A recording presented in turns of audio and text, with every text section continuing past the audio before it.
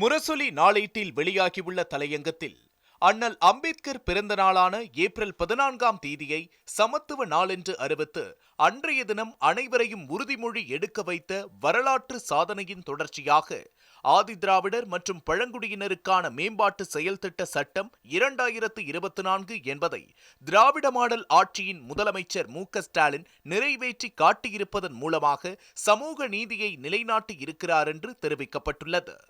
கடந்த 17ஆம் தேதி தமிழ்நாடு சட்டமன்றத்தில் ஆதிதிராவிடர் நலத்துறை அமைச்சர் கயல்விழி செல்வராஜால் கொண்டுவரப்பட்டு இச்சட்டம் நிறைவேற்றப்பட்டுள்ளது.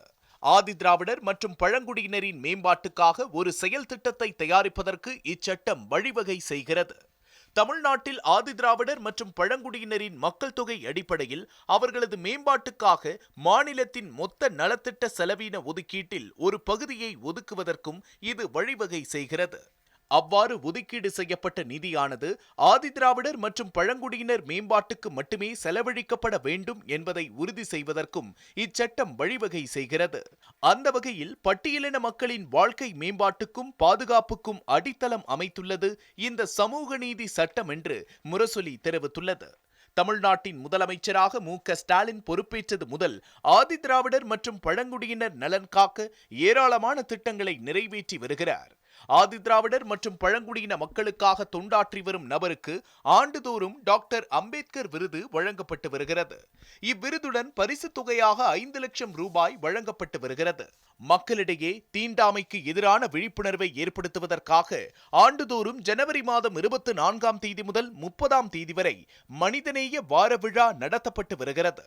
மாநில அளவில் ஆதிதிராவிடர் மற்றும் பழங்குடியினரின் சட்டப்பூர்வ உரிமைகளை பாதுகாக்கவும் அவர்களின் வாழ்க்கை தரத்தை உயர்த்துவதற்கான உரிய ஆலோசனைகளை வழங்கவும் தமிழ்நாடு ஆதிதிராவிடர் மற்றும் பழங்குடியினருக்கான மாநில ஆணையம் உருவாக்கப்பட்டுள்ளது என்று தெரிவிக்கப்பட்டுள்ளது.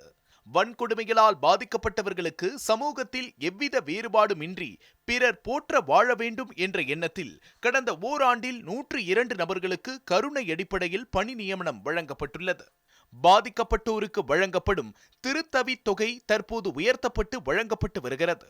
வன்முறையால் பாதிக்கப்பட்டோரை சமூக கண்ணோட்டத்துடன் அணுகி அவர்களுக்கு தேவையான உதவிகளை செய்திட காவல்துறை மற்றும் வருவாய்த்துறை அலுவலர்களுக்கு விழிப்புணர்வு பயிற்சிகள் 40 லட்சம் ரூபாய் மதிப்பீட்டில் அண்ணா பணியாளர் நிர்வாக கல்லூரியின் மூலம் வழங்கப்பட்டு வருகிறது என்று முரசொலி தெரிவித்துள்ளது.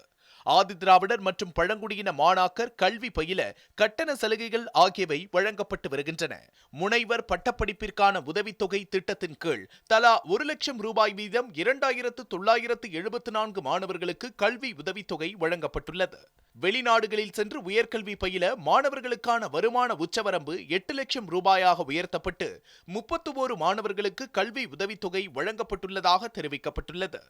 ஆதிதிராவிடர் மற்றும் பழங்குடியினர் நல பள்ளி விடுதிகள் மற்றும் அரசு பழங்குடியினர் உண்டு உறைவிட பள்ளிகளில் தங்கி பயிலும் மாணவர்களுக்கு மாதாந்திர உணவு கட்டணம் 1000 ரூபாயிலிருந்து 1400 ரூபாயாகவும், கல்லூரி மாணாக்கர்களுக்கு 1100 ரூபாயிலிருந்து 1500 ரூபாயாகவும் இவ்வரசால் உயர்த்தி வழங்கப்பட்டுள்ளதாக கூறப்பட்டுள்ளது. கடந்த 3 ஆண்டுகளில் 175 கோடி ரூபாய் மதிப்பீட்டில் 12 விடுதிகள் உருவாக்கப்பட்டுள்ளன. உண்டு உறைவிட பள்ளிகளில் கூடுதல் வகுப்பறைகள், அறிவியல் ஆய்வு கூடங்கள், குடிநீர் மற்றும் கழிப்பறை வசதிகள் என 381 அடிப்படை வசதி மேம்பாட்டு பணிகள் 166 கோடி ரூபாய் செலவில் மேற்கொள்ளப்பட்டுள்ளன. ஆதிதிராவிடர் குடியிருப்புகளில் சாலை வசதி, சிறு கட்டுமான பணிகள், குடிநீர் வசதி மற்றும் சிறு பாலங்கள் கட்டுதல் முதலிய அடிப்படை உட்கட்டமைப்பு வசதிகளை மேம்படுத்திட ஆண்டுதோறும் 100 கோடி ரூபாய் ஒதுக்கீடு செய்யப்பட்டு கடந்த 3 ஆண்டுகளில் 4624 பணிகள் மேற்கொள்ளப்பட்டுள்ளன.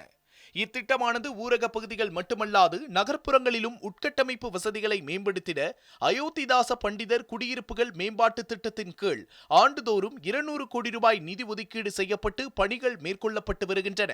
இதேபோல பழங்குடியினர் மேம்பாட்டு திட்டத்தின் கீழ் கடந்த 3 ஆண்டுகளில் பழங்குடியினர் குடியிருப்புகளில் 475 கோடி ரூபாய் செலவில் 25,262 அடிப்படை உட்கட்டமைப்பு மேம்பாட்டு பணிகள் மேற்கொள்ளப்பட்டுள்ளதாக முரசொலி தெரிவித்துள்ளது. தாட்கோவால் செயல்படுத்தப்படும் வாழ்வாதார மேம்பாட்டு திட்டங்களின் மூலம் கடந்த நிதியாண்டில் மட்டும் 10,466 பயனாளிகளுக்கு 152 கோடி ரூபாய் மானியமாக வழங்கப்பட்டுள்ளது. தமிழ்நாடு பட்டியலினத்தவர் பழங்குடியினர் புத்தொழில் நிதியம் 2022-23 நிதியாண்டில் 30 கோடி ரூபாய் நிதியுடன் துவக்கப்பட்டது. கடந்த ஆண்டு 21 புத்தொழில் நிறுவனங்கள் 28.10 கோடி ரூபாய் பயன்பெற்ற நிலையில் இத்திட்டத்தின் சிறப்பான வெற்றியை கருத்தில் கொண்டு 2023-24 நிதியாண்டுக்கு 50 கோடி ரூபாய் நிதி ஒதுக்கீடு செய்யப்பட்டுள்ளது.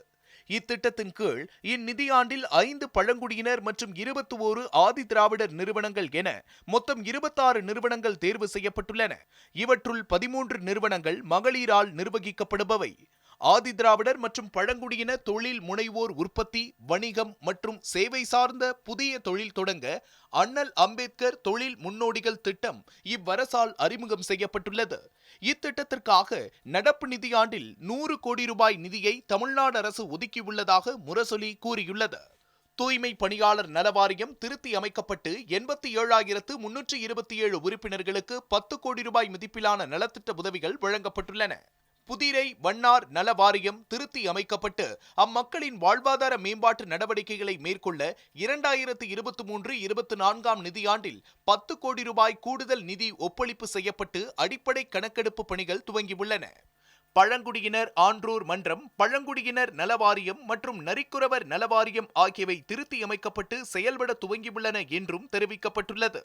கிறிஸ்தவர்களாக மதம் மாறிய ஆதி திராவிடர்களையும் பட்டியலில் சேர்த்து அந்த பட்டியலின மக்களுக்கும் அரசியலமைப்பு சட்டத்தில் வழங்கப்பட்டுள்ள அனைத்து உரிமைகளையும் வழங்க வேண்டும் என்ற தீர்மானத்தை 2023 ஏப்ரலில் தமிழ்நாடு சட்டமன்றத்தில் தீர்மானமாக கொண்டு வந்தவர் முதலமைச்சர் மு.க.ஸ்டாலின் என்றும், இதன் தொடர்ச்சியாகவே தமிழ்நாடு ஆதி திராவிடர் மற்றும் பழங்குடியினருக்கான மேம்பாட்டு செயல் திட்டம் 2024 அமைந்துள்ளது என்றும் முரசொலி தனது தலையங்கத்தில் குறிப்பிட்டுள்ளது.